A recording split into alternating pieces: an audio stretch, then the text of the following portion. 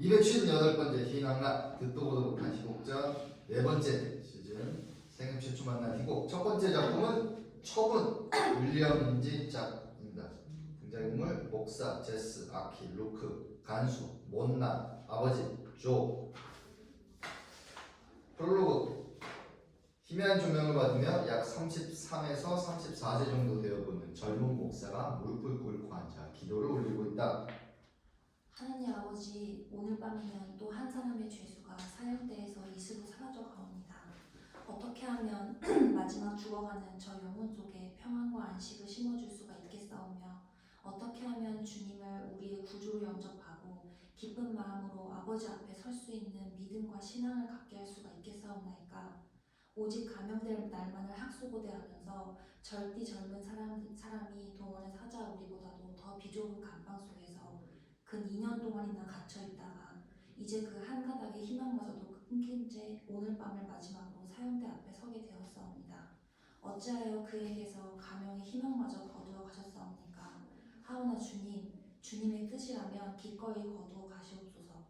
거룩하신 하느님 아버지, 이제 마지막으로 그의 얼굴을 대하게 되었사오니 저로 하여금 담대하게 그의 얼굴을 대할 수 있도록 용기를 허락해 주시옵기를 간절히 기도하옵나이다.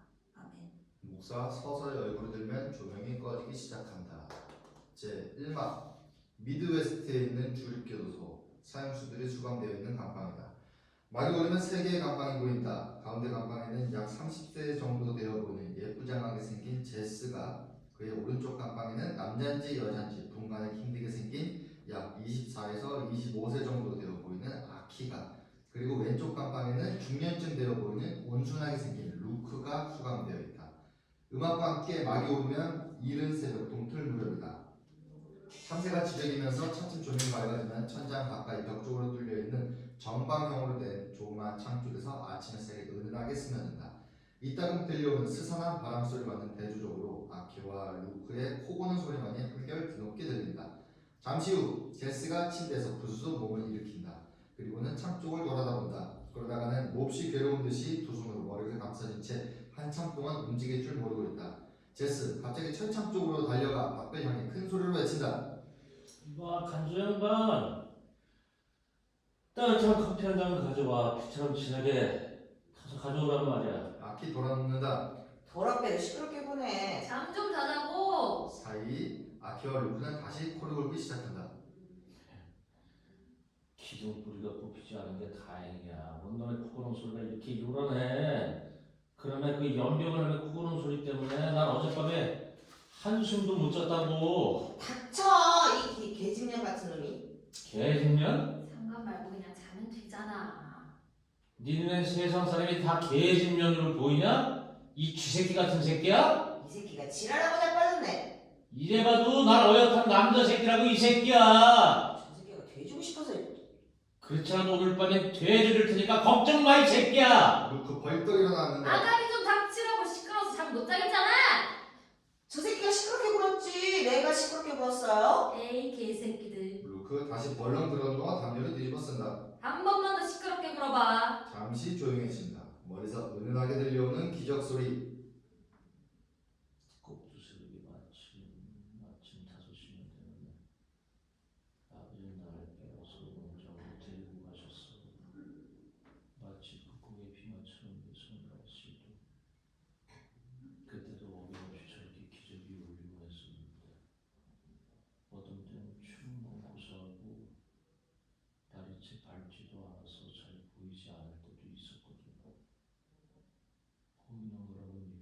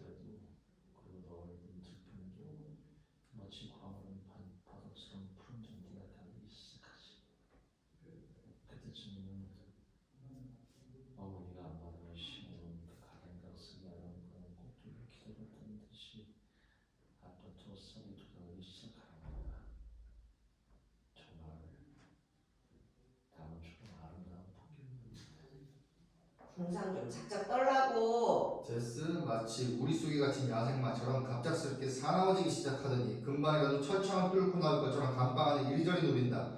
이윽고 솟구쳐 오르는 감정을 억제할 수 없는 듯 창살에 마구 잡아 흔든다. 죽고 싶어서 말이야.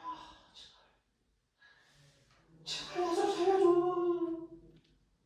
제발 좀 나 좀 살려달라고 하란 말이야. 나도 좋은 일 많이 한 사람이야. 죽어가는 수원에서 살려놓고 남녀가 걸려 죽어가는 송아지를 살려서 산으로 서서 아침저녁으로 약도 먹이고 그래서 2달 만에 송아지를 살려놓은 게 나야. 6개월이 되니까 살이 톡톡해지고 털에 윤기가 나고 하고 한데 이래도 잘못해서 아버지는 그 송아지를 팔아버렸어.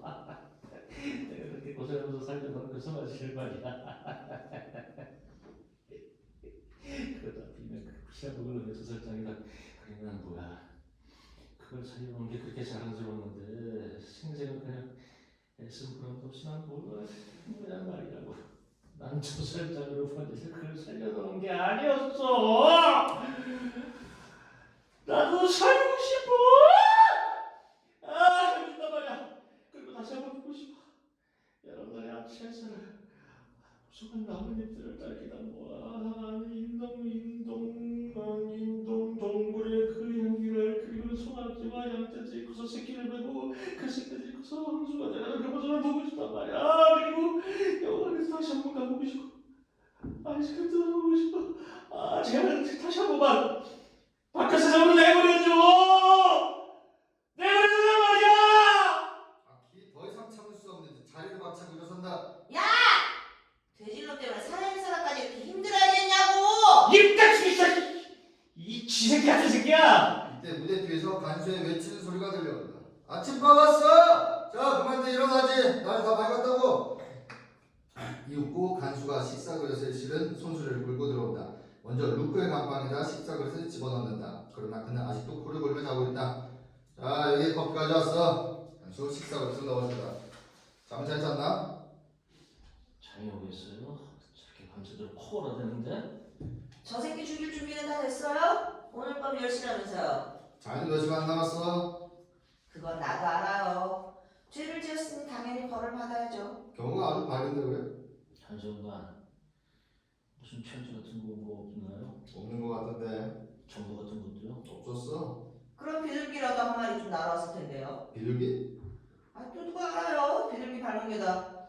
저 새끼가 저 시범거리는 소리 못 들은 척 좀 해줘요. 다 말해주는 그러니까요. 네 새끼가 하는 소리 다 맑았고? 이따 가라도 다시 이따 한번 가라도. 이따 가라도 다시 한번 잘 좀 찾아봐줘요. 편지가 아니면 전부라도 우린 꼭 왔을 거예요. 그래 어디 한번 찾아볼게. 제스 주머니에서 엽서 한 장을 꺼낸다. 이거 보세요. 며칠 전에 아버지한테 온 편지인데 제가 죽기 전에 꼭 한 번 와보시겠다고 그러셨거든요. 아버지 모시겠다고 하면 꼭 오시는 분이세요. 그렇게 약속을 안 지킨 분은 아니시거든요. 그럼 누가 웬일이지? 그럼 혹시 그 사무실에 전화로 연락 같은 거는 없으셨나요? 그런 건 또 없었어. 왔었는데 그냥 끊어버린 건 아닐까요? 그럴 리가 있나. 교환원이 늘 붙어있는데. 아차 그건 그렇고 오늘 저녁 식사 뭘로 할 거야? 식사요? 오늘 저녁만큼은 자네 마음대로 주문해서 먹어도 되는 건 모르나? 아, 참 그렇구나. 간수 연필과 수첩을 꺼내는다. 자 그럼 뭐가 좋지 어서 주문해봐.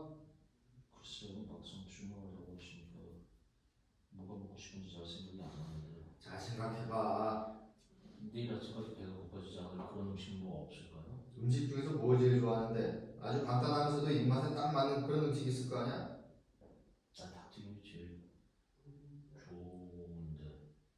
마지막 천국은 만찬인데 겨우 생각해낸다는 게 닭튀김이냐? 이 째째한 새끼야. 그럼 네가 뭐 시켜봐. 닭튀김보다 더 맛있는 게 또 뭐가 있는데? 이왕 튀김을 먹을 거면 새우튀김으로 먹으란 말이야. 새우튀김은 나도 먹어봤어. 언제? 플로리다 있을 때. 어쨌든 그것도 시켜놔. 그런 거 주문하는 것도 좋긴 한데 바닷가에 가서 비행기를 싣고 오려면 그 시간까지 가능할지.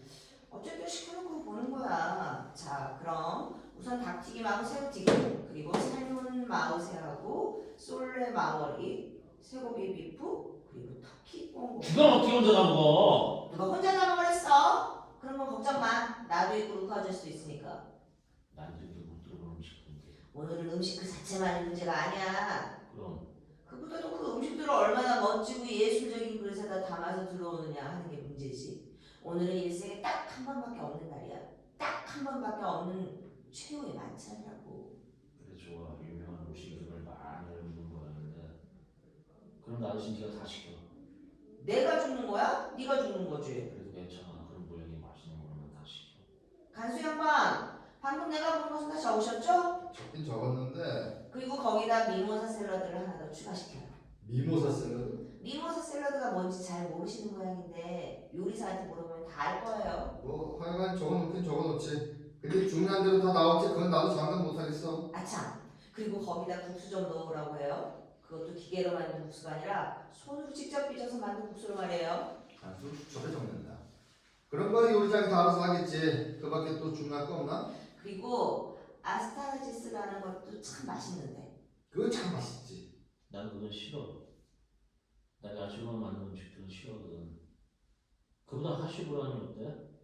그건 고기를 잘게 썰어서. 그런 음식은 전분이 많이 들어있어서 나 같은 사람한테는 좋아. 야 지금 누가 먹으려고 시킨 거지? 아, 미안해. 그럼 하슈브라운으로 하지. 아차, 디저트는 뭘로 하는 게 좋아? 디저트는 내가 시킬게.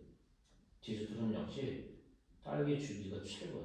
딸기 주빌리? 그래. 난 딸기 주스라는 말은 들어봤지만 딸기 주빌리라는 걸 처음 들어보는데. 해군에서 공부할 때 샌프란시스코 있는 레스토랑에서 한번 먹어본 적이 있었어. 난 레몬 슈브레로 먹을래. 누가 돼지는 놈인지 모르겠네. 난 그쪽으로 딸기 주비야. 글쎄 레몬 슈브레로 하라니까. 디저트는 그게 최고야. 그럼 나 대신 네가 주워줄래? 내가 보리비언이야? 디저트 한 조각 얻어먹고 대신 죽어줄게. 알았어. 그럼 딸기 주비로 하지. 물론 커피도 있어야겠지? 물론이죠. 그것도 아주 헛배기로 가져오셔야 할걸요. 그리고 석유걸로도 좀 갖다 주셨으면 좋겠는데요. 석유골로? 좀 끓여가면서 먹으려고요. 규칙상으로는 안 되지만 어디 한번 되도록 노력은 해보지. 그리고 샴페인도 하면 가져오셔야 할 겁니다. 그건 안 돼. 술은 금물이야. 안 된다고요? 예수 그리스도도 만찬에 최후의 만찬 때 포도주를 마셨는데 술도 없는데 그게 무슨 만찬이에요? 술은 못 이루게 돼 있어. 샴페인도 수출이 됩니까? 여기가 무슨 호텔방인 줄 알아? 자, 그럼 다 된 거지? 네. 요리장이 다 알아서 잘해줄 거야. 아참. 그리고 편지나 정보가 와 있는지 꼭 좀 알아봐 주세요. 알았어. 아, 이봐. 이제 그만 일어나지. 식사가 다 식는데 그래. 간수 나간다. 루크 일어나 식사 그릇을 집어들고 다시 침대 쪽으로 간다. 새끼 참 순진하기도 하지. 네 아버지가 너 돼지 눈꼴을 버려 여기까지 찾아오겠니? 그분은 온다면 꼭 오시는 분이야. 제스 엽서를 다시 꺼내보인다. 여기 날 보러 꼭 오시기로 했단 말이야 마지막. 제스 차마 말을 못한다. 왜 말끝을 흐리지? 고양이한테 혓바닥이라도 잘린 것처럼 말이야. 너 정말 이렇게 자꾸 바짝바짝 약 올릴래? 마지막 사형을 당하기 전에 왜 이렇게 정정당당하게 말을 못하느냐 말이야. 분명하게 말해봐.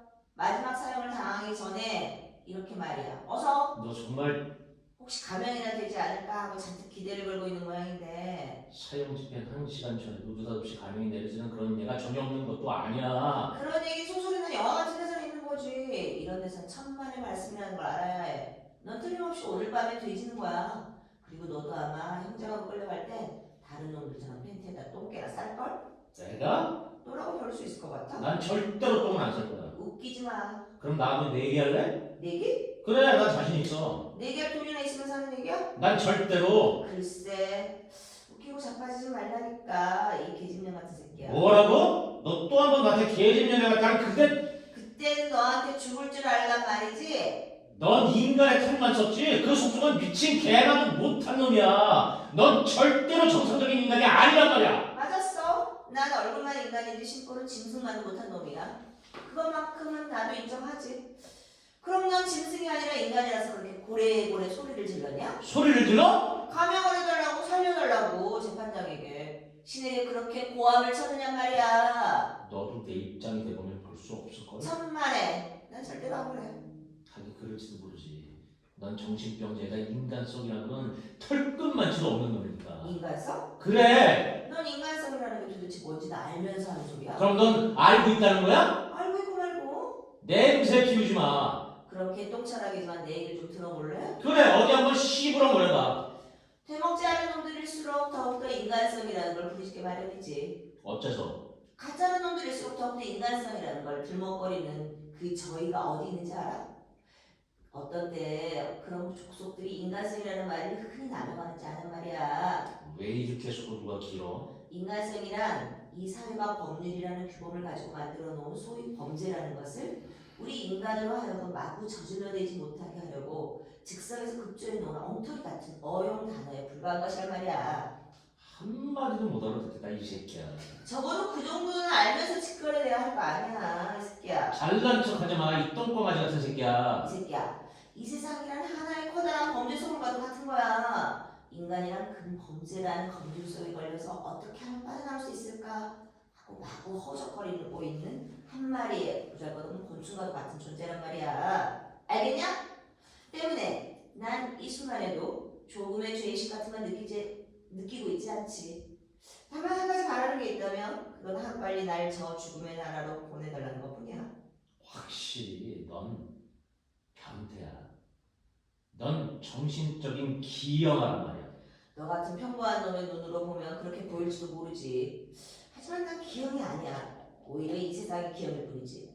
우리들의 이 우스운 꼴을 한번 생각해 보란 말이야. 만일 우리가 다른 주로 가서 이런 범죄를 저질렀다고 생각해봐. 그럼 아마 우리 지금쯤 이런 사형수신되는 되지 않았을지도 모를걸? 주마다 법률이라는 게 조금씩은 다르니까 말이야. 이제 와서 그런 걸 생각하는데 그게 무슨 소용이냐 말이야. 그럴지도 모르지. 하지만 난 지금 인간의 판단이라는 게 얼마나 불공평하고 부정확한지를 말하고 있는 거라고.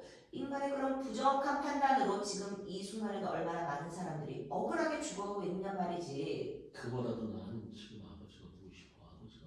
지금까지도 나타나지 않는 아버지를 뭘 그렇게 기다려. 천사처럼 나타나서 너 하늘나라로 데리고 올라가 줄 것 같아서 그러면? 넌 지금 내 심정을 몰라? 알 필요도 없지. 아버지는 꼭 올 거야. 안 올지도 모를걸. 오면 어떡할래? 만세 불러줄게. 딱 100번 정도. 아 참. 어쨌든 나하고 내기하자니까. 내기? 좋아하고 싶네요? 무슨 내기인데? 저 새끼가 이따 사형장으로 끌려갈 때 정말 똥을 쌀지 안 쌀지 나하고 내기하시단 말이에요. 난 절대로 안 살 거예요. 한번 걸어보세요. 좋아. 그럼 난 안 싸는 쪽에 걸지. 그럼 얼마씩 걸까? 그건 마음대로 하세요. 그럼 8달러씩만 걸까? 좋아요. 그럼 8달러예요. 오 주여 빨리 10시가 다가오게 해주시옵소서. 시끄러 이 개새끼야. 재판장도 예수 그리스도도 성모 마리아도 끝내는 막지 못하던 입 닥치라고! 그렇게 살고 싶으면 사람 죽이지 말 것이지. 그런 주제에 대먹지 않게 사람을 왜 죽여? 난 지금 당장 죽게 된다고 해도 너처럼 그렇게 똥마려운 개처럼 초조해하진 않을 거야. 같이 은행 털기로 하고 나중에 뒷구멍으로 경찰이 밀고버린 그 두 놈을 싸 죽여놓고도 난 어떻게 했는지 알아? 곧장 경찰서에다 전화를 걸었어. 사람을 죽였으니 빨리 와서 날 좀 잡아봐달라고 말이야. 그리고 또 덧붙여서 뭐라고 그런 줄 알아? 시체를 운반할 사람도 한두 사람도 데리고 오는 게 좋겠다고 했지. 그리고 시체 옆에다 의자를 하나 갖다 놓고 앉아서는 담배를 꺼다물고 경찰이 나타나기만을 기다리고 있었다고. 한데 그때 초등한 순경 중에 아주 나이 어린 젊은 친구가 하나 끼어있었어. 경찰 된지 얼마 안 된 모양이지. 너무 피투성이가 되는 그 시체를 보더니 왜? 하고 먹은 음식을 다 토해놓고 또 빼버리더라고. 네 얘기를 들으니까 나도 구역질 난다 이 개새끼. 아무리 봐도 자넨 좀 비정상이야. 그래요? 난 비정상이에요. 그렇게 말씀을 하시니까 4H 클럽에서 모금상 좀 받으셨던 것처럼 보이는데요. 난 받은 적이 있었어. 정말이야? 그것도 1등 모금상이었단 말이야. 아무리 봐도 그랬을 것 같아 보이진 않는데. 어쨌든 좋아. 그게 정말이라면 좀 늦은 감이 있긴 하지만 축하하네. 진심으로 축하해. 사육사관. 야 걸리지 말라고! 근데 그 얘기를 들으니까 충격이 더 커지는데 1등 모금상까지 탔다는 새끼가 만삭이 된 아내를 목졸라 죽이고 사형을 받게 됐다니 말이야. 그거야말로 정말 웃기는 얘기인데 꼭 카프카소설 읽는 것 같은 기분이잖아. 사이 스산한 바람소리. 제스 또 시계를 들여다본다. 이봐 제스 좀 누워서 쉬지 그래. 웬일이죠? 편지가 아직까지 안 쓸 리가 없을 텐데 말이에요. 지금쯤 모시고 계신 중인지도 모르지. 스포케일에서 여기까지 오시려면 한참 걸릴 테니까. 게다가 사막을 지나 오셔야 할 테니 자동차 고장이라도 나게 되면 또 누가 알아요? 지금쯤 어디에다 차를 세워놓고 술집에 들어가서 한참 푸고 있는 중이지. 못 들은 척해도. 그러다가 전화할 돈이 없어서 자네 어머니 생존해 계시는가? 돌아가셨어요. 그럼 형제들은? 여동생이 하나 있었는데 어디서 살고 있는지 통 소식이 없고 그럼 자네가 지금 이렇게 된 것도 모르고 있겠군. 모르고 말고 어렸을 때부터 서로 헤어져 살거든요. 들리는 소문엔 창녀가 됐다고 하더라고요. 창녀? 예. 창녀 얘기가 나왔으니 말이지만 우리 어머니도 거의 비슷한 여자였어. 걸핏하면 집으로 남자들 끌어들이기가 있었고 전기 수리공, 배관원, 얼음장수, 각양각색의 남자들이 매일같이 집에 드나들곤 했었지. 립스틱이 지워질 때마다 남자가 하나씩 바뀌곤 했으니까. 그때 몇살 때 얘기예요? 초등학교 2, 3학년 때 얘기지. 어렸을 때부터 불행하셨네요. 반대로 저희 어머니는 아주 독실한 예수쟁이셨어요. 하지만 잘 모르겠네요. 예수쟁이 어머니를 가졌었던 게 좋았던 건지 아니면 창녀 어머니를 가졌었던 게 더 좋았던 건지. 우리 집 사람도 아주 독실한 신자였어. 난 그 사실 하나만 보고 결혼을 했거든. 난 적어도 우리 어머니 같은 여자하고는 절대 결혼하지 않겠다고 몇 번이고 마음속으로 다짐을 했었으니까. 나 역시도 아주 순진한 사람이었고 18살 때까지도 수총각으로 있었어. 그럼 그 나이가 되도록 한 번도 경험을 못했단 말이에요? 난 원래 수주공을 아주 잘 타는 사람이었거든. 난 벌써 12살 때 동전을 빼앗았었는데. 난 8살 때 빼앗겼어. 난 그때가 내 생에서 제일 행복한 때였는데. 그때 얘기를 좀 들려드릴까요? 나중에 듣지. 그건 그렇고 자네 지금 기분이 어떤가? 사형을 당하게 되는 기분이 어떠냐는 걸 물으시는 건가요? 그치? 자꾸 살고 싶어져요. 죽고 싶지가 않아요. 제가 어제까지도 실감을 못했거든요. 그래서 어젯밤에는 잘만큼은 잤죠. 한데 새벽 2시쯤 돼서 눈이 떠졌는데 그때 제가 정말 죽는구나 하는 실감이 들기 시작하대요. 오늘 밤이면 드디어 이 세상에서 없어지는 거예요. 하지만 나도 이제는 더 이상 어린이처럼 행동하지는 않으려고요. 나도 가끔 혼자 곰곰이 생각해보곤 하지. 나도 자네처럼 죽는 날을 맞이하게 되면 나 과연 어떤 자세로 최후를 장식할까 하고 말이야. 처음 눈을 떴을 때보다는 한결 마음이 차분해졌어요. 아까 정말 못 견디겠더라고요. 혓바닥은 모래알을 씹는 것처럼 깔깔해지고 목이 바삭바삭하는가 하면 이말선 진땀이 나고 지금도 아까 같은 상태라면 나는 아마 사형 전까지 끌려갈 필요도 없게 됐을 거예요. 키에르케고르는 이 책에서 그랬는데요. 이 세상은 마치 감옥과도 같은 것이다. 때문에 우리 인간은 그 속에서 뛰쳐나오려고 늘 발버둥을 치고 있는 것이다. 라고 말한 말이에요. 무슨 소리라는 거야? 나도 모르겠어요. 그러므로 세상이 아직 선할 때는 악이 더욱더 득실거리고 현명한 자일수록 선보다는 악을 더 택하느니라. 악한 사람일수록 저런 말을 더 인용하려 드는 법이지. 선에 대해서는 조금도 기대를 걸지 말자. 이게 내 생각이야. 이 말은 악마들한테 통하는 소리야. 개심해서 개심해서 좋은 사람이 된 사람도 얼마든지 있어. 그런 사람도 많지. 난 죽을 땐 그런 사람들한테 죽고 싶어. 잠시 침묵. 바람 소리가 들린다. 제스 엽서를 꺼내 읽으며 이거 보세요. 사랑하는 아들아, 네가 아침 여기서 출발하면 아무리 대체가 고물이라고 해도 너목자가 5일이면 너를 만날 수 있게 될 거다. 하지만 네 얼굴을 마주볼 수 있을지 착잡한 마음 그 뭐라 표현할 길이 없구나. 그럼 틀림없어. 여기까지 왔다가 가슴이 터져서 죽어버리고 만 거야. 어서 나가 송장이라 좀 찾아보라고 해. 그건 언제 받은 편지지? 3주 전에. 그러고 나서는 지금까지 아무 연락이 없단 말이지? 네. 그럼 감수장한테 아버지를 좀 수소문해달라고 하지 그랬어. 알아봤더니 스포케이는 안 계신데요. 지금까지 한 건 불명이시죠. 오시겠지. 아직 시간이 남았으니까. 조금만 더 기다려봐. 솔직히 말해서 나도 집사람이 왔다 가면 며칠 동안은 마음이 여간 평온해지는 게 아니거든. 저도 그럴 것 같아요. 자넨 아버지를 무척 좋아하는 모양이지? 네, 아버지는 참 훌륭한 분이셨어요. 가끔 나한테 매질을 하시긴 하셨지만 그것도 다 내가 잘못해서 바른 거거든요. 지금 생각해보면 그동안 내가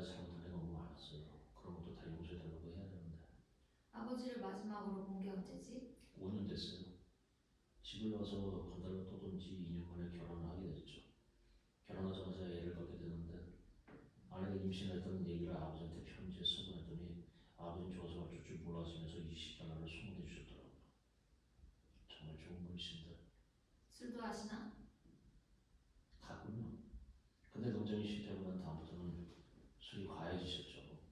원래는 그런 분이 아니셨거든요. 고집도 세시고. 어쩌면 일부러 안 오시는 건지도 모르지. 만나봤자 마음만 아프고. 아니에요. 절대로 그런 분이 아니에요. 날 만나러 오겠다는 약속이랑 내가 주는 걸 줘보시겠어 생각하는 그런 분이 아니란 말이에요. 그리고 이때 무대 뒤에서 간수의 외친 소리가 들린다. 자, 여기 편지 왔어. 이건 제스한테 온 거고 이건 로버트. 왔어요. 편지가 왔어요. 간수 편지 봉투를 들고 나타난다. 자, 이건 루크한테 온 거고 제스 철창 밖으로 팔을 내밀며 간수형과 내 것부터 먼저 주세요. 내 것부터 먼저 달라니까요. 아, 여기 제스 편지를 루크한테 흔들어 보이며 봐요, 여기 이렇게 왔잖아요. 2장씩이나 말이에요. 아무튼 절대로 그런 분이 아니라니까요. 제스 편지를 뜯어본다. 자네한테 온 건 없는데 그래. 그럴 리가 없을 텐데요. 무신데?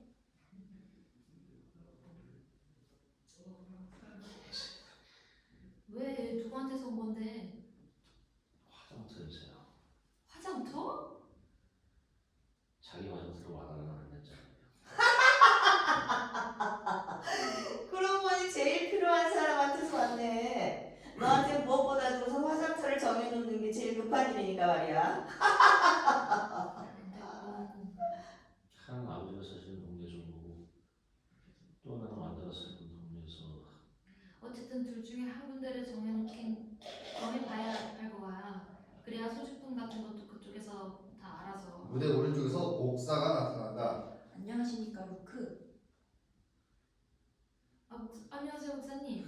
치질은 좀 어떠신가요? 좀 나은 것 같은데요. 다행이네요. 잘 잤나요 제스? 네, 부친께서는 아직 안 오셨다면서요? 네 아직 자네하고 잠깐 조용히 얘기 좀 나눴으면 해서 왔는데 말씀하시죠.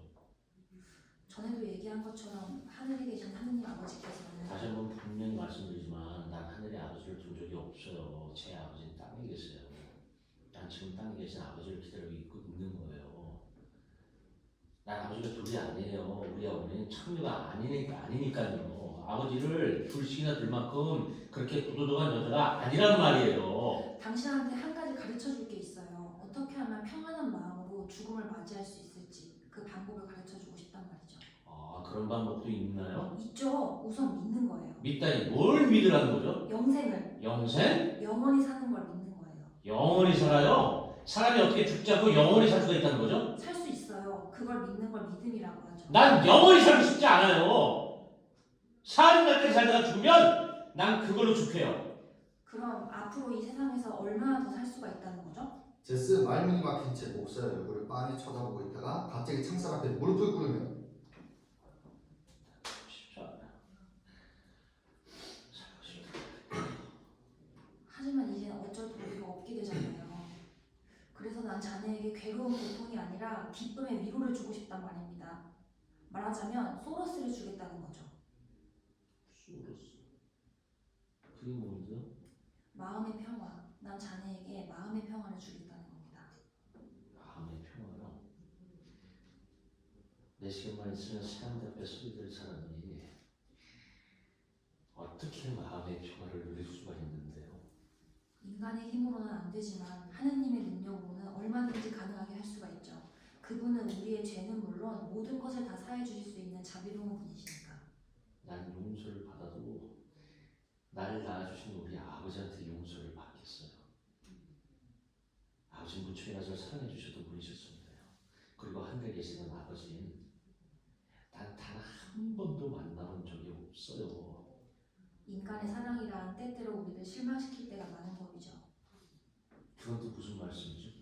인간의 사랑이란 영원한 것이 못 되지만 하느님 아버지의 자비와 사랑은 영원 불변할 뿐만 아니라 그건 영원토록. 그렇고 난 왜 여기 이렇게 갇혀 있어야 하는 거죠? 법을 어겼으니까. 물론 사람이 만들어 놓은 법이긴 하지만 말이죠.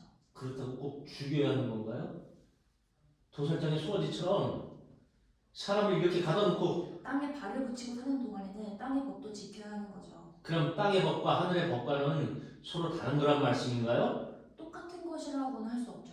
그럼 한 가지 법도 지키기 어려운데 어떻게 두 가지 법을 한꺼번에 다 지키라는 겁니까? 이봐요, 제스. 어쨌든 당신은 너무나도 엄청난 죄를 저질렀단 말입니다. 그건 저도 인정해요. 그렇다고 사람을 사형대로 보낸다는 건 난 신학을 공부한 사람이지 법률을 공부한 사람이 아닙니다. 어쨌든 제스, 이 세상에서 가장 행복한 사람이 어떤 사람인 줄 아나요? 어떤 사람이죠? 마지막 죽어가는 그 순간까지도 천국을 향한 소망과 사랑과 믿음을 가지고 죽어가는 사람. 난 그런 사람이 가장 행복한 사람이죠. 그렇다고 나는 지금 당장 위선자가 되고 싶진 않아요. 오 주여 하면서 무릎 꿇고 마음에 없는 기도를 올리고 싶진 않단 말이에요. 아버지 앞에 진심으로 회개하고 간절한 마음으로 기도를 올리는 것, 그런 건 절대로 위선이 아니에요. 세상 사람들 중엔 죽어가는 그 마지막 순간까지도 주님을 우리의 구세주로 영접하지 못하고 죽어가는 사람들이 많죠. 그러나 하느님께서는 인내와 자비를 가지고 끝까지 우리가 그렇게 해주기를 기다리고 계시죠. 알았어요. 저 때문에 시간 낭비하지 마시고 그만 가보세요. 다시 한번 들리겠지만 아무쪼록 신경의 변화가 찾아와 주길 진심으로 빌겠습니다. 기대하지 마세요. 전 이미 그분처럼 죽어가기를 벌써 많이 작정을 하고 있는 사람이니까요. 그분이라니? 아버지의 친구분처럼 말이에요. 그분이 죽을 때 어떻게 죽어갔는지 아세요? 임종이 다가오자 신자였던 그의 부인이 교회를 달려서 신부님을 한번 모시고 왔죠. 마지막 간격에 영세라도 받게 해주시고 말이에요. 그랬더니 그분이 뭐라고 하면서 영세 받는 걸 거절한지 아세요? 세상에서 가진 지랄 다 하고 다니다가 죽을 때가 되니까 천당으로 가겠다고 양채처럼 영세를 받겠다는 건 도저히 양심이 허락하지 않는다고 하면서 끝내 영세 받기를 거절하면서 죽어갔다는 거예요. 그분이야말로 얼마나 멋진 분이시냐 말이에요. 나도 그렇게 죽어가고 싶어요. 그분처럼 그렇게 멋지게 죽어가고 싶단 말이에요. 그건 멋이 아니라 일종의 옥이라는 거예요. 그는 그 옥이 때문에 영원히 헤어날 수 없는 파멸의 구렁텅이 속으로 떨어져 버리죠. 알았어요. 어서 가시라니까요. 그럼 또 봅시다. 목사 아키의 감방 앞에 지나다가 그건 무슨 책인가요? 니체요? 니체? 니체가 여기 그랬네요. 신은 이미 되져서 없어졌다고요. 목사님은 되져버린 신을 왜 믿고 계시죠? 괜히 그러지 마시고 일찌감치 냉수나 마시고 속 차리시죠. 목사 나간다. 아키 이 책을 손바닥으로 마구 두드리면서 마치 찬송가를 부르듯 큰 소리로 나를 저주하는 자 되져라 되져라. 시끄러워 이 잡식이 같은 새끼야. 미안해요. 육중한 침묵 멀리서 기적 소리. 루카 아저씨, 응. 루카 아저씨 신이 있다는 걸 믿으세요? 믿지? 난 믿어. 난 도저히 믿어지지가 않는데요. 그게 바로 신이 있다는 증거지. 난 가끔 이럴 때가 있거든. 무슨 좋은 일을 해야겠다는 생각이 들 땐 바로 내 옆에 꼭 신이 계신 것 같은 그런 느낌이 들 때가 있단 말이야. 그래요? 아니 근데 왜 갑자기 그런 걸 묻지? 그냥 한번 물어본 거예요. 다시 어설픈 침묵. 오늘 아침 갑자기 또 옛날 생각이 떠오르더라고요. 무슨 생각이? 죽어가는 송아지를 기껏 세워놓으니까 수의사님이 저한테 뭐라고 했는 줄 아세요? 그냥 죽게 내버려두지 않고 끝까지 송아지 한 마리를 가지고 뭐가 그렇게 야단 법석이냐는 거예요. 하지만 난 그 송아지를 그대로 죽게 내버려둘 수는 없었어요. 그래서 밤낮을 가리지 않고 정성을 다해 간호를 했던 거죠. 애쓴 보람이 없었던 탓인지 2달 만에 병이 완전히 났답니다. 있었던 탓인지 그동안 그 송아지는 무척 정이 들었었는데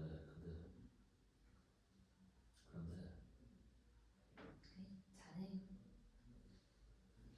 근데 이 믿음의 봄이 되자마자 아버지는 그 송아지를 절장대로 파버렸어요. 제발 그 송아지만 보내지 말아달라고 그렇게 제가 애원을 했는데도 말이죠. 도살장으로 끌려가는 날이었어요. 송아지도 죽으러 가는 건 줄 아는 모양인지 날 보더니 눈물을 주르륵 흘리면서 내 뺨에다 키스를 하더군요. 마치 자기를 좀 살려줄 수 있는 게 있겠냐는 듯. 내 얼굴을 물끄러미 쳐다보면서 말이에요. 난 그때 참 아버지가 그렇게 보기 싫었던 적은 없었어요. 그런 걸 보면 그 암송아지가 자네 첫사랑이었나 보네. 이 개새끼. 나 저절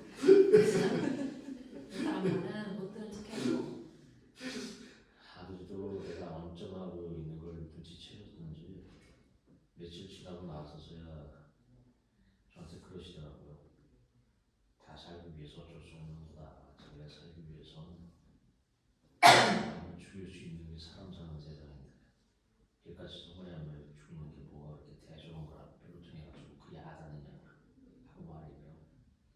하지만 저것은 아버지의 그 말에 도저히 납득이 가지 않았어요.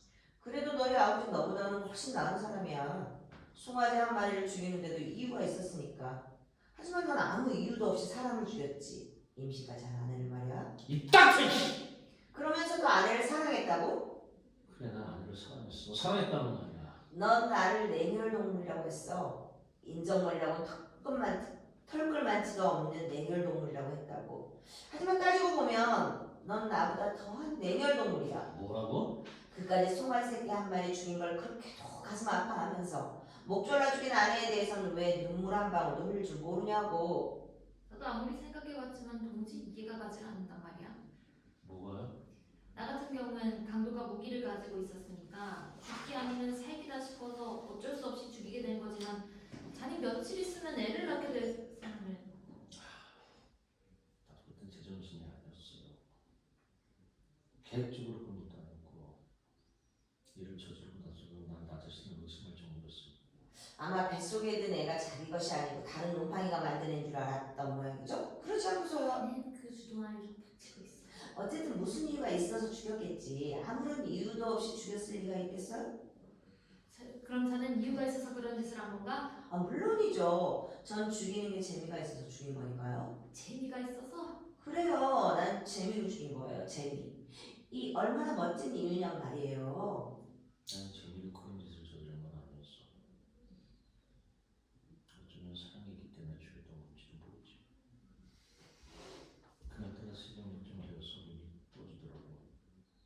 옆을 보니까 완다가 한참 곤하게 자고 있었어.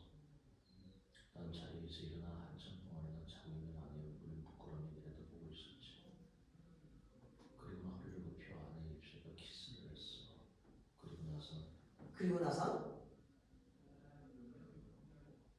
두 손으로 아내의 마음을 숨이 다 끊어질 때까지. 아주 간단하게 해치우셨고. 그리고 나서 나도 자세히 보려고 했었지만 그것도 뜻대로 잘 되지 않더라고. 아마 자기 목숨은 아주 대단하게도 소중한 것처럼 느껴졌었던 모양이죠. 내겐 애당초 아내를 죽이려고 했던 이유가 뭐였느냐 말이야. 악비리 막먹해지니까 살고 싶어지질 않더라고. 막상 결혼을 해놓긴 했지만 잘필 능력도 특별한 기술을 가진 게 없다 보니 자연스럽게 막노동판밖에 갈 데가 없었고 그래서 그 2년 동안은 막노동판에서 굴러먹을 수밖에 없었어요. 그러다 보니까 점점 세상 사는 게 힘들게 되고. 그러고 보면 난 참 다행이었네. 기술 한 가지는 가지고 있었으니 말이야. 무슨 기술이었는데요? 구두 만드는 기술. 좋은 기술을 가졌네요. 나도 고등학교 때 적어도 한 가지 기술 좀 익혀뒀어야 했는데 괜히 운동한다고 공부만 설치했었지. 난 돈은 못 벌었지만 먹고 살아가는 데는 별 걱정 없었지. 근데 사람의 욕망이란 게 참 끝이 없더라고. 더 잘 살아보고 싶어지는 거야. 그러면 그럴수록 모든 사람들이 괜히 내 직업을 깔보는 것만 같고. 그래요. 나도 남들처럼 한번 잘 살고 싶어지더라고. 좋은 옷도 사 입고 싶고 캐리어도 타고 다니면서 남들 앞에서 자랑도 해보고 싶고. 그러려면 무엇보다도 돈을 벌어야겠다는 생각에서 여기저기로 일자리를 찾아다니기로 했었는데 어쩌다가 자리가 생겨서 나가보면 무슨 맞지 않는 일일 뿐만 아니라 돈벌이하고는 너무나도 거리가 먼 그런 일이더라고요. 난 돈을 버는 것도 캐딜락을 타고 다니는 것도 다 원하지 않았어. 내가 이 세상에서 제일 되고 싶었던 게 뭔지 알아? 여자가 되는 거였어. 여자. 여자? 성전환을 해서 여자가 되는 게 나의 최대 희망이었지. 시카고에 사는 친구 중에 그런 친구가 하나 있었거든. 덴마크에 갔다 오더니 브릿지도 바르도가 돼가지고 하더라니까. 얼마 안 있다가 돈 많은 사람 남자한테 시집을 가버렸어. 아이는 못 낳을 거 아니야. 아이는 낳아서 뭐래요? 지금 온 세계가 이복폭발 문제로 골치를 앓고 있는 한국에. 그래도 이제는 있어야 돼. 그런 생각까지 할 줄 아는 사람이 왜 그런 짓을 저질렀어? 이제도 이게 나름이죠. 나 같은 놈이 이제는 세상에 타인할 가치가 없는 거예요. 나가서 사람들에게 피해만 입히고. 간수가 나온다. 루크 부인이 오셨어. 못 나가? 아니, 미흡고 못 나가 들어온다. 30세가량 되어 보이는 초라한 모습의 중년 부인이다. 간수 철창문이 열어준다. 20분이야. 부인 가방 안으로 들어간다. 간수 철문을 닫고 밖으로 나가버린다. 두 사람 한참 동안 서로 얼굴을 마주보고 있다가 왈칵 끌어안으면 정열적으로 키스를 한다. 여보 웬일이야? 오늘은 목요일이 아니잖아? 이번 목요일엔 어머니가 집으로 오시겠다고 연락이 왔어요. 공항에 나가고 어쩌다 하다 보면 그날은 혹시 못 오게 될지도 모를 것 같아서 이렇게 미리 온 거예요. 어쨌든 잘했어. 그동안 너무 보고 싶었어. 그동안 당신을 위해서 기도 많이 했어요. 고마워요. 루크 의자를 갖다 놓으며 우선 이리 좀 앉아요. 애들은 별일 없겠지? 네, 애들이 당신한테 안부 전하라고 하더라고요. 나도 걔들한테 안부 전해줘라고 해줘. 알았어요. 혹시 아이들이 이 예비를 원망하거나 경멸하지는 않나? 그렇지 않아도 부모를 공경하라는 성서의 말씀을 늘 강조해주고 있어요. 정말 고마워요. 그런데 학교 아이들이 애들하고는 잘 놀아주질 않는 모양이에요. 여러 가지 일로 미안해. 잠시 어색한 침묵이 흐른다. 서로 먼저 무슨 대화를 꺼내려고 하나 얘기거리가 잘 떠오르지 않는 모양이다. 아참, 론나는 어제 저녁 처음으로 데이트를 한 모양이에요. 그래? 아직 14살밖에 안 됐는데 그냥 내버려둬야 할지 어떨지 저도 지금 결정을 못 내리고 있는 중이에요. 다른 애들 보면 그 나이에도 벌써 남자친구들이 있는 모양이지만 그래도 전 왠지 영 마음에 놓이질 않아요. 그렇다고 너무 엄격하게 다루는 것도 좋지 않을 것 같고. 너무 억압하지 말아요. 그래서 저도 그렇게 심하게 잔소리는 안 하고 있어요. 어쨌든 요즘 애들은 옛날 같지가 않더라고요. 우리 때하고는 많이 달라졌겠죠. 그리고 둘째 녀석은 벌써 담배를 피나 봐요. 뭐라고? 자기는 아니라고 딱딱을 떼는데 옆에만 가도 담배 냄새가 물씬 풍기는걸요. 아직 담배는 못 피우게 해요. 저 그것보다 다른 애들이 마리화나 같은 거나 피우지 되지 않았으면 좋겠어요. 학교에서도 그것 때문에 요새 여간 골치를 썩고 있지 않은 모양이에요. 당신이 잘 타일러서 그런 건 절대로 못하게 해요. 그렇지 않아도 요즘 걔들 때문에 철학기도도 하고 있어요. 난 당신만 믿어요. 못나 갑자기 생각나는데 핸드백을 열면 아참, 여기 책 한 권 가져왔어요. 그날의 기도란 책인데 자넷이 나보고 읽으라고 가져온 책이에요. 기도 생활에 큰 은혜가 되더라고요. 당신은 다 읽었어요? 네, 2번이나 읽었어요. 365일 동안 할 기도를 그날 날짜별로 해놓은 건데 아침에 눈을 뜨거든 그날 기도문 찾아서 읽으세요. 그럼 아마 하루를 지내는데 신앙적으로 많은 도움이 될 거예요. 고마워요.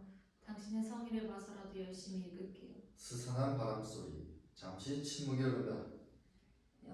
여보, 난 그 어느 누구한테도 당신을 부끄럽게 생각하지 않아요. 어딜 가도 떳떳하게 얼굴 들고 다녀요. 당신한테 미안하다는 말밖엔 할 말이 없어요.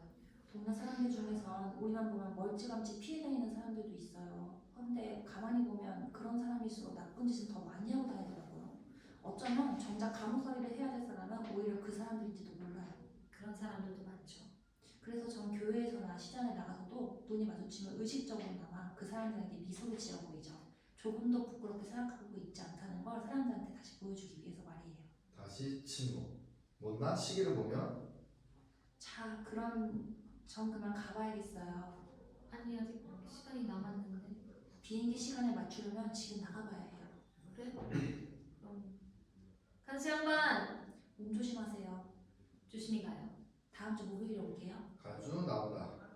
다음에 오실 땐 춘하도나 매장 좀 가지고 오시죠. 아주 좋은 걸 좀 골라서 말이에요. 시끄러! 간수 철창문을 연다. 못나 깜방에서 나온다. 그녀가 나오자 간수 다시 철창문에 잠근다. 두 사람 한참 동안 서로 얼굴을 마주보고 서 있다. 여보. 못나 철창 쪽으로 다가가 그의 손을 두 손으로 포근히 감싸주며 잘 있어요. 아이들을 잘 부탁해요. 그런 건 걱정 말아요. 못나 괴로운 듯 얼굴을 휙 돌리며 간수와 함께 밖으로 퇴장해버린다. 사모님이 아주 정말 대단한 추녀신데요. 그리고 갑자기 사나워지며 울음 섞인 목소리로 입 닥쳐 이 더러운 새끼야. 미안해요. 그럼 잠이나 잘까? 그리고 두 손으로 철창을 움켜잡고 서서히 무릎을 꿇으며 비통한 어조로 조용히 흐느낀다. 살고 싶어. 살고 싶어. 소리 없이 흐느끼는데 바람소리와 함께 서서히 조명이 꺼지기 시작한다. 제2막 같은 무대다. 제스는 철창에 기대서서 멍하니 허공한 곳을 응시하고 있다. 아키는 제스가 준내온 갖가지 요리들을 한참 개걸스럽게 먹고 있는 중이다. 루크는 시리에 찬 침울한 표정을 짓고 앉아있다. 오늘 저녁 식사는 정말 진수성찬인데 나도 죽을 때는 오늘 음식하고 똑같은 걸로 주문해야겠는데 어쨌든 덕분에 오늘 아주 포식했어. 잘 먹었다니 다행이네. 뭐니 해도 먹는 것보다 더 좋은 건 없는 거야. 다 먹고 나니까 생각이 나는 근데 꼭 한 가지 빠뜨린 게 있네. 그걸 꼭 주문했어야 하는 건데. 뭔데? 여자! 그걸 주문하는 걸 깜빡 잊었단 말이야. 아키 그릇대로 한쪽 구석으로 치우며 어쨌든 해시브라운을 안 시켰으면 정말 후회할 뻔했어. 자는 왜 한 입도 안 먹고 저 돼지한테 다 줬어? 아저씨도 안 잡수시겠다고 해서 단 또 자네 먹으라고 사양한 거지.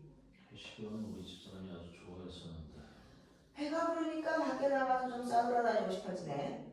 이런 날엔 극장에 나가서 백조의 호수 같은 발레나 구경하고 앉아있으면 제격인데. 날씨도 을치년스러운데 니체나 좀 이따 잘까? 그래도 내일 아침엔 자네 생각이 나겠지? 난 널 안 보게 돼서 속이 다 시원해. 이젠 코 고는 소리 때문에 잠을 설치지 않아도 될 거고 내 코 고는 소리야 슈베르트의 자장가보다도 더 감미로웠을걸요? 자네는 어디가 잘못된 건지 콕 집어서 한마디로 말할 순 없지만 어쨌든 어딘가 잘못돼도 아주 많이 잘못된 인간이야. 난 종합진단에서 모든 게 다 정상으로 나왔어요. IQ도 155로 나오고요. 멀리서 은은하게 들려오는 교회당의 종소리. 저희 아버지 종소리 했던 거야. 그렇지 아마. 이젠 1시간밖에 안 남았어. 마지막 종소리가 될 테니까 실컷 들어두라고. 사이. 그 아저씨 죽어갈 때 기분이 어떨까요? 이제 나도 죽어보지 않았으니 낸들 그거야 어떻게 알겠나. 뭐 그렇게 고통스럽지는 않겠죠? 고통스럽다고 해봐야 순간적이겠지. 잠깐만 잡으면 금방 가버릴 텐데 뭐. 가버리다니요. 어디로요? 나도 가보질 않아서 모르겠지만 어디로든 가긴 가게 되겠지. 정말 지옥불에 던져지게 되는 걸까요? 지옥이란 건 없어. 좀 이따 죽어보면 알겠지만 지옥이 있다는 건 다 거짓말이야. 죽으면 천국밖에 없어. 어머님들 저한테 지옥불과 영광불에 대한 얘기를 들려주시곤 하셨거든요. 우리 같은 사람은 일단 거길 거쳐야 교과서 같은 데로 가게 된다면서요. 착하게 살라고 괜히 그러신 거겠지. 정말 영혼이라는 게 있다면 죽으면 그만이지 영원이고 나발이고 다 어디 있어? 그럴까요? 그런 건 목사님한테 좀 물어봐 놓지 그랬어. 그럼 자상하게 난 그 양반하고는 얘기하고 싶지 않아요. 얘기를 해봤자 무릎이나 꿇게 하고 기껏해야 내 머리 위에다 손이나 얹어놓고 기도나 해주는 게 고작일 테니까요. 그보다도 난 제발 우리 아버지랑 빨리 좀 와주셨으면 좋겠어요. 아버지만 와주시면 모든 게 다 해결될 텐데 말이죠. 우리 아버지는 어떤 사람이었는지 알아? 가정이라는 것하고는 아주 담을 쌓고 살아가는 사람이었어. 혹시 의붓 아버지가 아닌가 하고 늘 의심을 했을 정도였으니까. 난 이 나이가 되도록 아버지하고 단둘이 앉아서 조용히 얘기를 나눠본 적이 한 번도 없어. 어쩌다 오래간만에 집에 들렀다가 나랑 눈이라도 마주치게 되면 꼭 굴뚝에서 떨어진 무슨 검댕이나 보듯 내 얼굴을 한번 힐끗 쳐다보고 나면 그걸로 끝이 끝나거든. 그뿐인 줄 알아? 내가 12살 때였는데 손톱에다 매니큐어를 칠하고 앉아있는 내 꼴을 보더니 내가 어떻게 저런 밥맛 없는 새끼를 자식으로 뒀지? 저런 연병을 꼴을 안 버리면 내가 이 집에서 나가버리든지 해야지 하고는 그날 훌쩍 집을 나가버리더니 그때부터 영영 소식이 없는 거야. 정말 웃기는 아버지야. 매니큐어를 바르다니 웃긴 건 자네였는데. 아버님 나 때문에 한동안 어깨를 으스그러고 다니시던 때도 있었어요. 전 고등학교 다닐 때 농구 선수였거든요. 하지만 1초 반을 남겨놓고 있었을 때였는데 장거리에서 길게 쏜 게 골이 되는 바람에 한 점차로 아슬아슬하게 그 게임을 이기게 되거든요.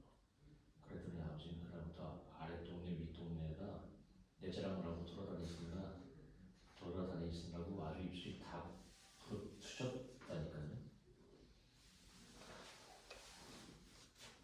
늘 내맘 먹고 자란 게 아니고 그런 적도 다 있었나 보네. 매거진 얘기를 해드릴까요? 한 번은 오토바이를 훔치다고 도망가다 주인한테 붙들려던 적이 있었거든요. 그때 아버지한테 얼마나 두들겨 맞았는지 이가 3개나 나가고 눈두덩이가 부어서 거의 한 달 동안 병원에 들어들었어요. 그래 아버지가 오시면 무슨 얘기를 할 생각이야? 할 말이 많아요. 저는 이때 목사가 제스의 이름을 부르며 충충거리므로 복도로 들어선다. 제스, 좋은 소식을 가져왔어. 좋은 소식이요? 자네 아버님이 오셨어. 네? 지금 밖에 와 계셔. 그보다 아버님을 뵙기 전에 나하고 잠깐 얘기 좀 했으면 하는데. 당신은 필요 없어요. 아버지를 만나게 해줘요. 아버지를 만나게 해달란 말이야. 진정하고 내 말 좀 들어보라니까. 무슨 말을 들어보라는 거예요? 쓸데없는 소리 말고 어서 아버지랑 만나게 해달라고요. 목사 할 수 없다는 듯 무대 왼쪽을 향해 들어보내라는 신호를 한다. 오셨다고. 뉘웃고 누더기에다 초라할 대로 초라한 모습에 중년 남자가 알코올 중독 탓인지 수족을 떨며 간수의 안내를 받으면서 복도로 들어선다. 아키 그를 보자 두 손 높이 쳐들며 만세! 만세 만세! 아키 점점 움츠러든다. 아버지 간수의 부축을 받으며 제스가 서 있는 철창 앞으로 다가간다. 다음 순간 두 사람의 눈길이 마주친다. 마치 얼어붙은 사람처럼 한동안 서로 얼굴만 빤히 쳐다보고 있을 뿐 누가 나 감히 입을 열지 못하고 있다. 제스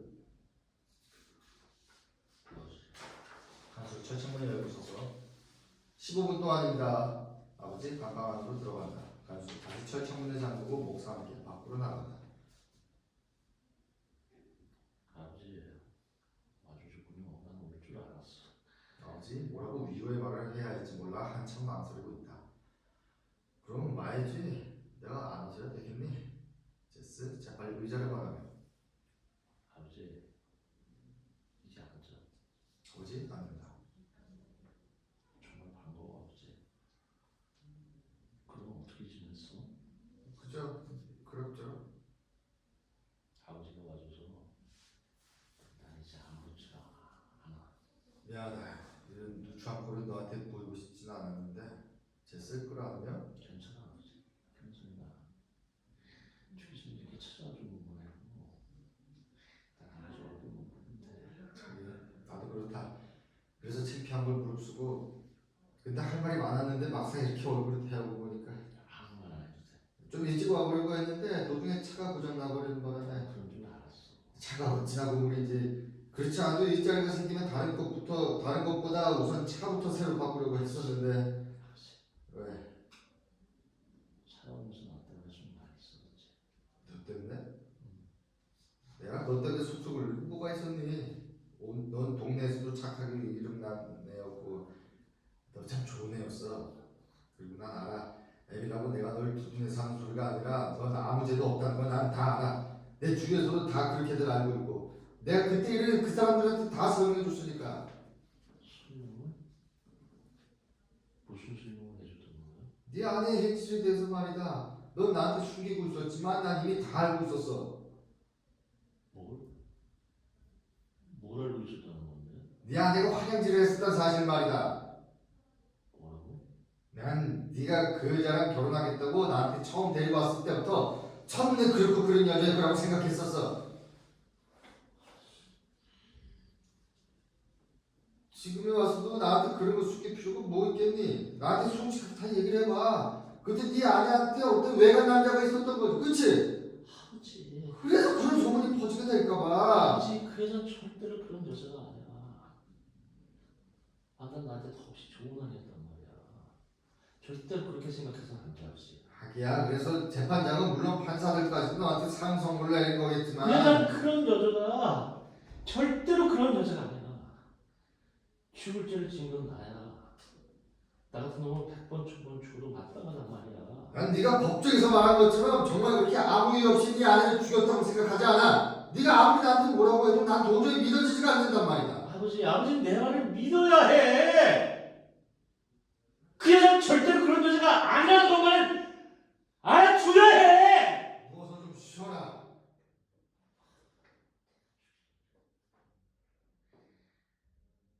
그래서 정말 아버지가 없어, 아버지. 아무 일도 없이 그런 끔찍한 일을 저지른 네가 아니야. 난 누구보다도 잘 알고 있어. 아니라니까, 아버지. 그 얘기 그만하자.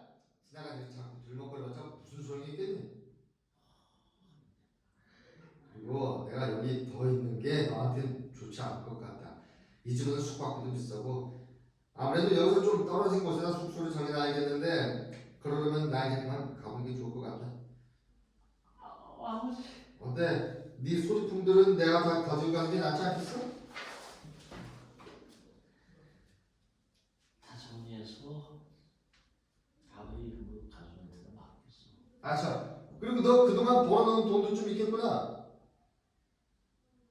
벌어놓은 돈? 응. 감옥에서 무슨 돈이 벌린다고 그래. 감옥 노동하는 임금을 준다면서 그동안 일도 많이 했을 거 아니야. 아니지. 그럼 모두 얼마쯤 될 거 같냐? 얼마쯤인지 모르지만 좀 있긴 있을 거야.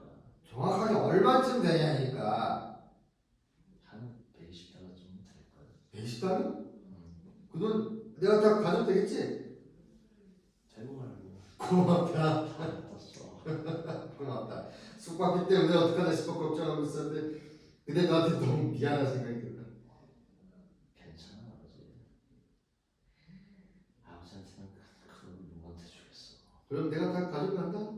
아버지 서둘러 나가고 주위를 돌아보면 이거 어떻게 나가는 거지? 아 간수 양반! 간수 양반! 아버지 어?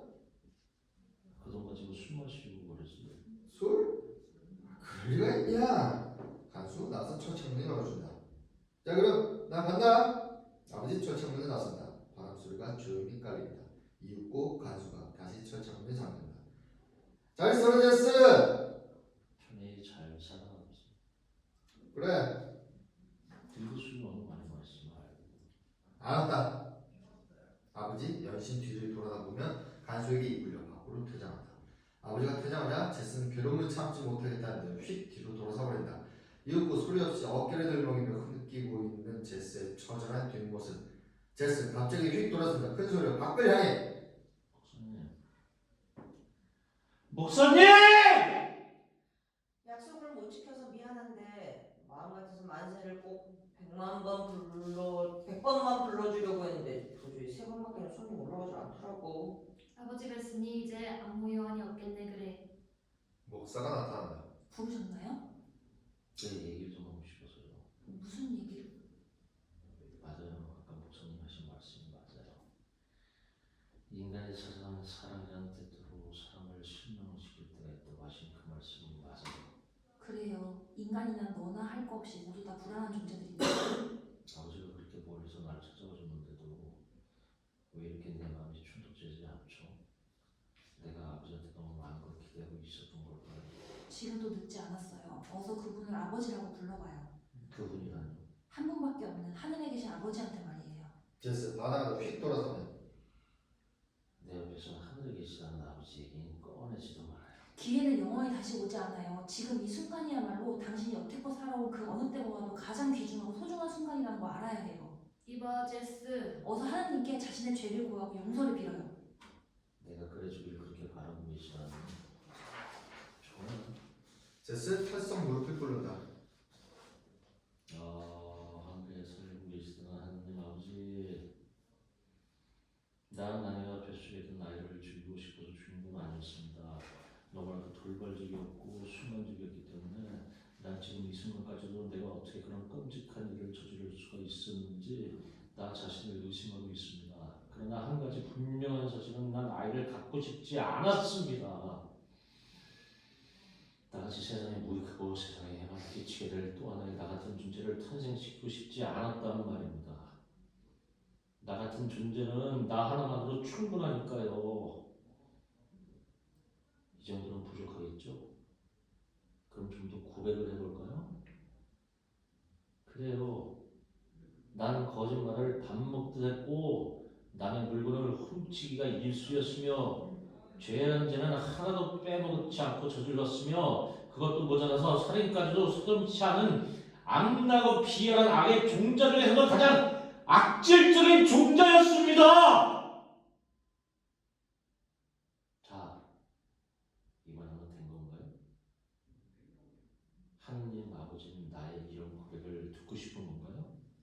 용서를 빌 때 겸허한 마음으로 그리스도의 이름으로 빌어야 하는 겁니다. 한 번도 만나본 적이 없는 눈에 보이지 않는 하늘에 계시다는 그 아버지를 날 보고 어떻게 믿으라는 겁니까? 눈에 보이지 않는다고 해서 그분의 미력을 믿을 수 없다는 것은 말이 안 되는 것입니다. 바람은 눈에 보이지 않지만 눈에 보이는 그 어떤 물체보다도 훨씬 더 무서운 미력을 지니고 있다는 사실을 아셔야 합니다. 그래서요. 만약 어떻게 잘못해서 손가락에 상처를 입었다고 합시다. 하지만 그 상처가 나자마자 서둘러서 그곳에 약을 바르고 치료를 하게 된다면 그 상처는 머지않아 곧 아무는 법이죠. 그럴 때도 있겠죠. 우리의 영혼의 상처도 마찬가지입니다. 하느님은 그 상처를 낫게 해주시는 약이시며 그 약이 활력이 되시는 분이십니다. 하지만 목사님은 한 가지 사실은 모르고 계시네요. 뭐를요? 아무리 약을 빨아도 낫지 않는 상처가 있다는 사실 말이죠. 다 같은 사람의 상처가 바로 그런 상처 중에 하나거든요. 이때 복도 오른쪽에서 간수장과 그의 뒤를 따라 책에 건장한 또 다른 간수 두 사람이 걸어나와 제스의 감방 앞에 발길을 우뚝 멈추고 선다. 사형을 집행하기 위해 제스를 호송해 가려고 온 것임이 분명하다. 간수장이 목사를 향해 의미 있는 눈길을 보낸다. 목사 시계를 본다. 시간이 다 됐나 보네요. 제스 갑자기 얼굴이 새파래지만 뒷걸음질을 치면서 간수 중에 하나가 철창문에 열어젖힌다. 나와! 제스 더욱더 뒷걸음질을 칠 뿐이다. 나와! 제스 출연해지려고 하나 잘 안되는 모양이다. 이윽고 마음에 단단히 먹은 듯 입술을 굳게 다물며 천천히 철창문을 나선다. 제스 발길을 멈춘다. 무릎을 꿇고 하나님께 당신의 불쌍한 영혼을 받아들이려고 빌어요. 그러기만 하면 되는 겁니까? 하나님께서는 그 이상의 것을 당신에게 요구하시진 않아요. 무릎 꿇고 싶지 않고 빌고 싶지 않은데도 무릎 꿇으면 되는 건가요? 어서 무릎을 꿇어요. 제스 조소하는 듯한 태도로 무릎을 꿇는다. 고마워요, 제스. 목사님, 난 지금 하나님 앞에 무릎 꿇는 게 아니에요. 뭐라고요? 아니 그럼 내 양심 앞에 조금 전에 다녀가신 우리 아버지한테 그리고 돌아가신 우리 어머니한테 용서를 비는 마음으로 무릎을 꿇고 있는 거예요. 아까도 말했듯이 우리 어머니는 참녀가 아니에요. 우리 어머니는 하늘에 계시던 아버지를 단 한 번도 만나보신 적이 없어요. 하늘에 계시던 그 아버지 역시도 우리 어머니 얼굴을 한 번도 보신 적이 없을 거고요. 난 그것만을 확신할 수 있어요. 다시 한번 분명히 말해주지만 난 지금 내 양심 앞에 무릎을 꿇었어요. 내 양심. 목사님 시간이 넘었습니다. 이봐. 간수장 눈짓을 하자 두 사람의 간수가 제스 옆으로 다가간다. 제스 자리에서 일어나 루크와 아케의 경방 쪽을 번갈아 본다. 이윽고 루크 쪽으로 걸어간다. 안녕히 계세요, 루카스. 루크 차마 얼굴을 마주 볼 수 없는 듯 고개를 돌리며 그를 등지고 선 채 말 대신 뒤로 손을 흔들어 보인다. 잘 있었기. 다음에 내 차례야. 가서 자리나 잘 좀 녹여놓으라고. 안녕히 계세요, 목사님. 마지막으로 할 얘기는 없나요? 세상이 뭔지 세상을 좀 더 알았어야 하는 거였어. 그 밖에? 뭔가 꼭 한 가지 얘기하고 싶은 게 있는 것 같은데 말로 잘 표현이 안 될 것 같네요. 하느님의 자비가 당신의 마음속에도 충만하게 빌겠습니다. 자비? 헛소리 어설퍼서. 자, 갑시다. 두 사람의 간수가 그에게로 다가가 그의 양팔에 잡는다. 다음 순간 제스는 마치 덫에 걸린 맹수처럼 갑자기 사나워지면서 미친 듯 마구 발광하며 몸부림치기 시작한다.